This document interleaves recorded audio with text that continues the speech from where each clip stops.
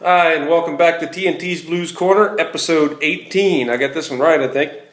Today we're going to go through the sticker guitar, which is a, I don't know, 2000 something, early 2001, maybe 2099, I'm not sure. Maybe I should check on these things.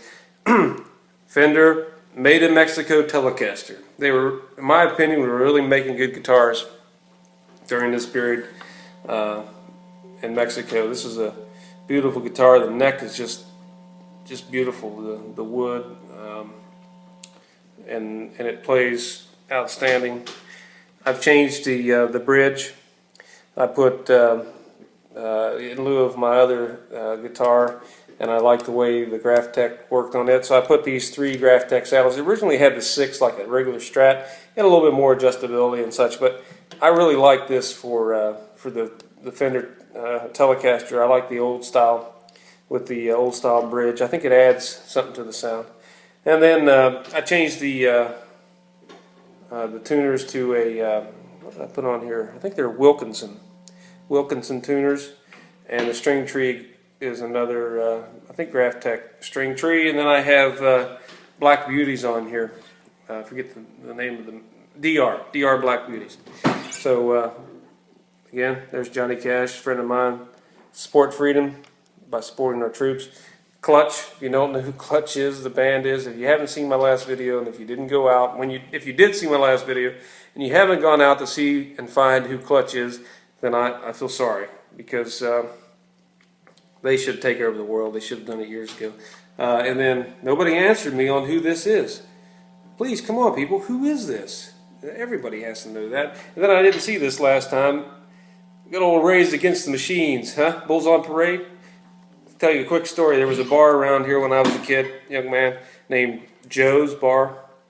And it's gone now, it burned down years ago. But every time I'd hear that song live or on the box, back in those time periods around the early 90s, we used to mosh and go crazy. I'm sure kids still do that stuff, but I can remember how that made me feel, and just filled me full of energy. So if I still today hear that song, I get all amped up. But anyway, here we go. This is my clean sound. We're in the neck pickup.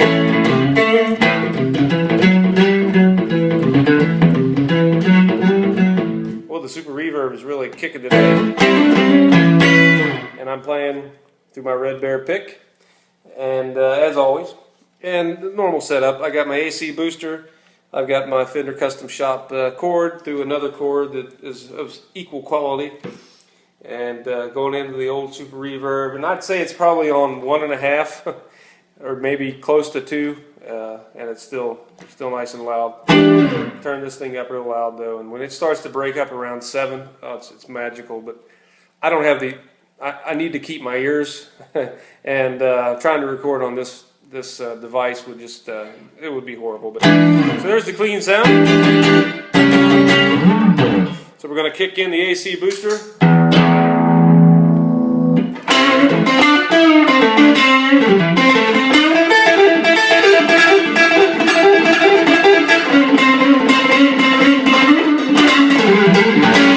So we're not giving it that much of a boost here. As you can see, it's not that much. A little bit louder and a little bit of fuzz on that AC wave there.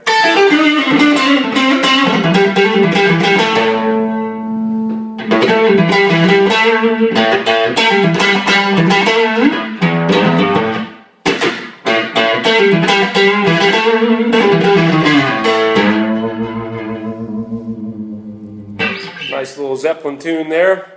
I'm going to play a little more of that when we get down to the right pickup, but this pickup is, you back down a little bit on this.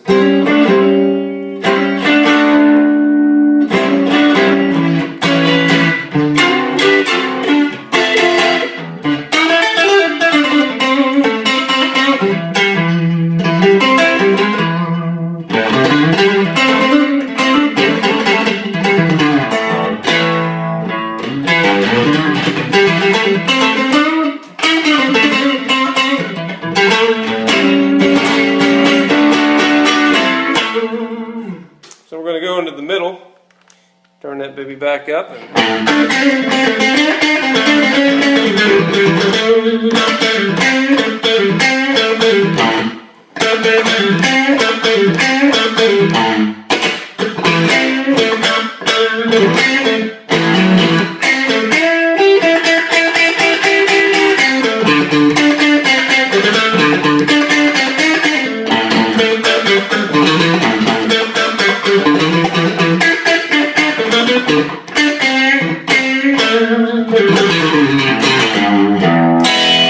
That's the fun part about playing the guitar, just messing around and making up stuff that's the same as stuff you heard, but just a little bit different. It makes you feel different inside when you're playing it. And it's nothing to make me happier than just to pick up a guitar and start making up stuff.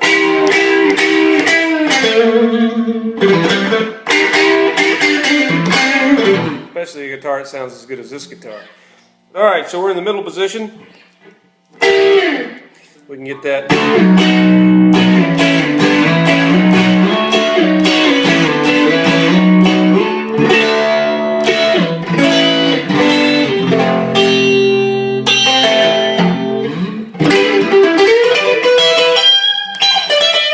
This guitar stings.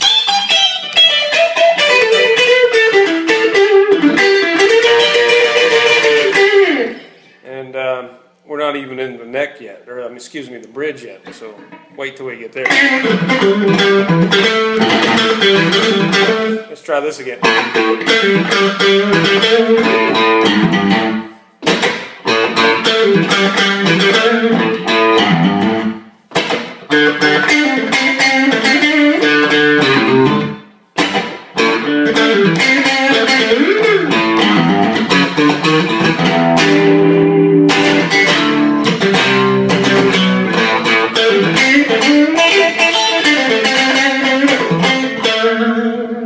So now we're going to move on down to the old bridge there. This is all stock.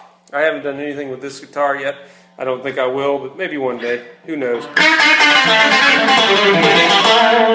What I have done, though, I think I mentioned in the last video, is I've added a capacitor and a resistor in parallel.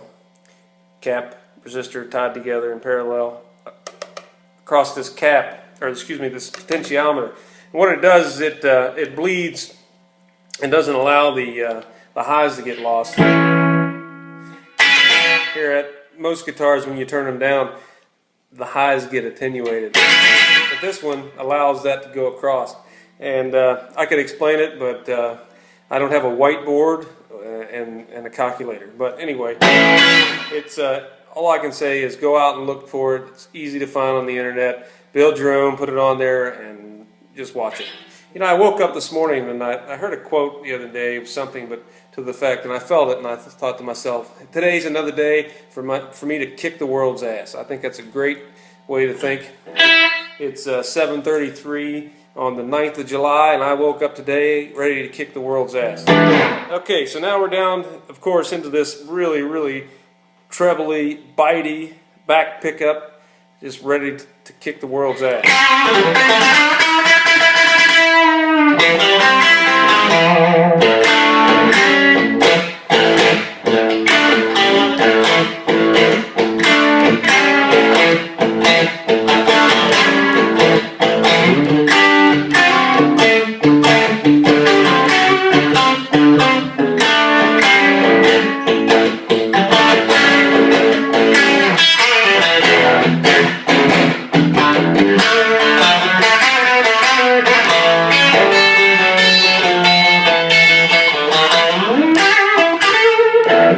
Okay, so now I'm going to play this song by Zeppelin that I don't know if it ever made it on a studio album. It might have, I don't remember, but here we go.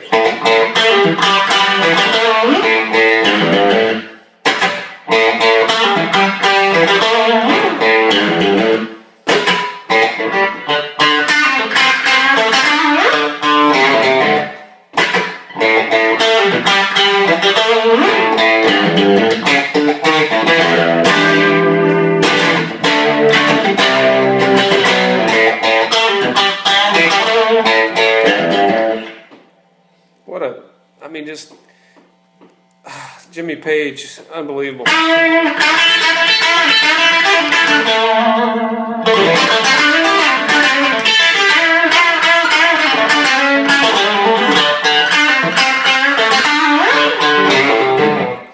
try to add little things there. You know me, I don't play things exactly the same.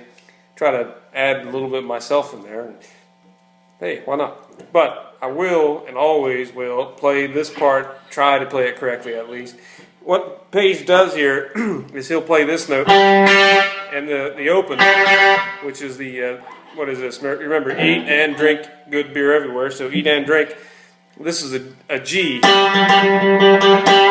This is a G. And to get a little dissonance, look up that word, in between there, he'll bend the G on the 5th fret of the D string. It gives a little wham. Yeah.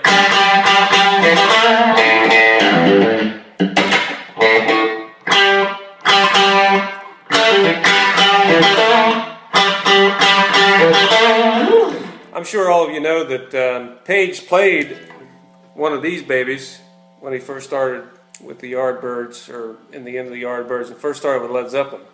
It had some fancy paint on it, but I don't know if it's fancy, but it was artsy-fartsy paint on it. But it was probably a 52 or something like that. Maybe it wasn't. You have to look back and see. If it had a maple board, it probably was an older one. But if it had a rosewood board, then it was obviously after 5960. But what a great sounding guitar. It showed up on a lot of the first album, maybe all of the first album. And then he later, when Joe Walsh sold him the Les Paul, he started playing it pretty much exclusively that. And he had another Strat. And then I think he put a B bender in that particular Telecaster and painted it later in life. And I'm sure he still has it. But just that part there. Hopefully it comes across. I remember the first time I heard that, and I tried to figure it out for the life of me. I couldn't figure out why that sounded different. Why couldn't I play Whole Lotta Love to sound like Jimmy Page? Just...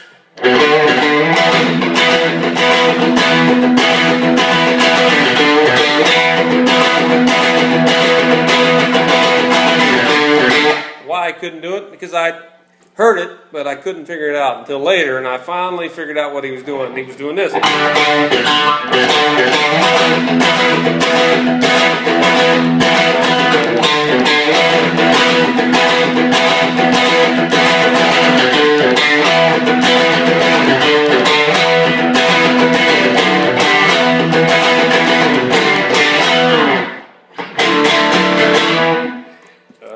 Slide.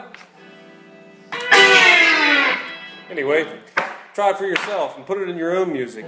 Alright, so now we're through the 3 selections here. I will say that just like all guitars, remember to use these knobs down here.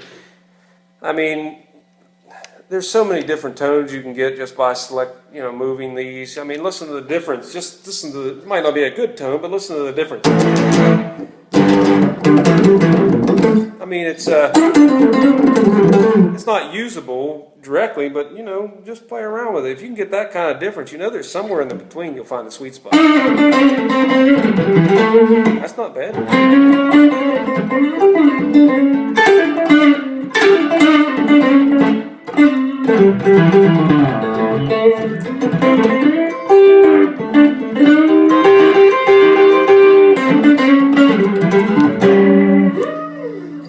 Maybe you can get some Billy Gibbons there. You back that down, you crank up that. I'm not going to do it now, but I'm going to back it down just a little bit. And what I'm changing here is the tone knob. And we're going to get the...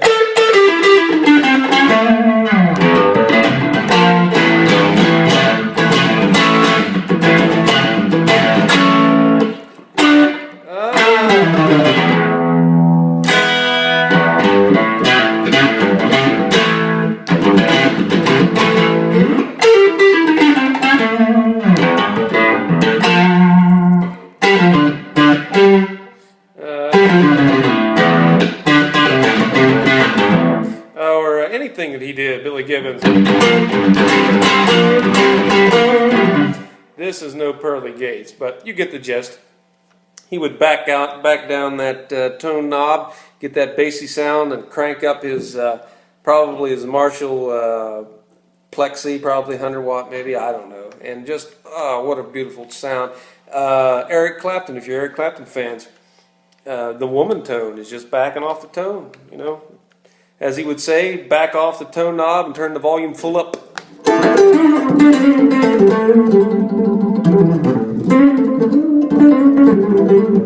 don't have the setup exactly for that, but with that in mind, speaking of Billy Gibbons, I got a book review here. This is a special discussion on, no, I'm not going to go through the book, but what I will show you is this book right here, Rock and Roll Gearhead by Billy F. Gibbons. If you like hot rods and beautiful cars and beautiful guitars and stylish women, this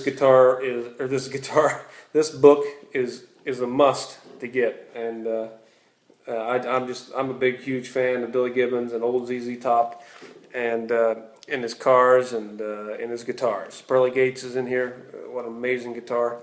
And the furry guitars of the '80s. If you were into the '80s ZZ Top, I mean, it's just. Here's a little bit from the back. It says, Reverend Billy F. Gibbons has the magic formula. It's tone plus groove plus attitude plus mystery equals longevity and plus world fame. Check their math there. It's a little odd. But anyway, you got to check this book out if you get a chance. I'm not endorsed by any of this, but I like to talk about things that I like. This is a great book. One more book today before we close out. A must-have for all you guitar repair guys, gals. There's a bunch of crap in here. I'm not going to get on Stu Mac today, but anyway, there's some good stuff in here. There's good Gibson specs or good Fender specs for setting up guitars. You got one of these, you have one of these, see that there? And you have one of these, see it? And of course you got to have variations of these and other things, and some of these here, and one of these, and I think that's pretty much it. And you can set up any guitar just like your favorite guitar tech. It's not rocket science, folks. There's right in here is a truss rod, right? A piece of metal that goes down through here, straightens your neck. Down here are some saddles that you can raise or lower. These are strings, everybody knows that. Here's some pickups you can raise and lower. I mean, come on, let's get real. It's not that big of a deal. Just when you're doing your truss rod, don't crank on it like crazy. It's not like you're just slowly moving it, slightly back and forth. Remember the old the righty-tighty, lefty-loosey. Same idea with the neck. Get yourself some of these tools from Stu Mac or wherever you want to buy them. You fill a gauge and get it AutoZone or anything like that, so you can, do one of these things where you check and see, where this is, to make sure you got the right curvature of the neck. These are very good. They're in 64s. They're easy to read. And this is for setting your string height, and also you can use it for your pickup height. And you got to have should have a capo so you can.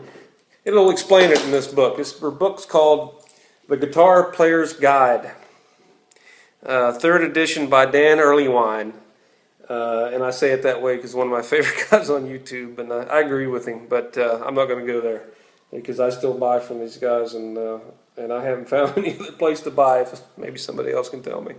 But I'm going to put another link to Davey's YouTube here, because if you're watching me and you're enjoying what I'm putting down, you're really going to enjoy what Davey's putting down, because he's the man. So I'm going to play you out, and I'll see you next time.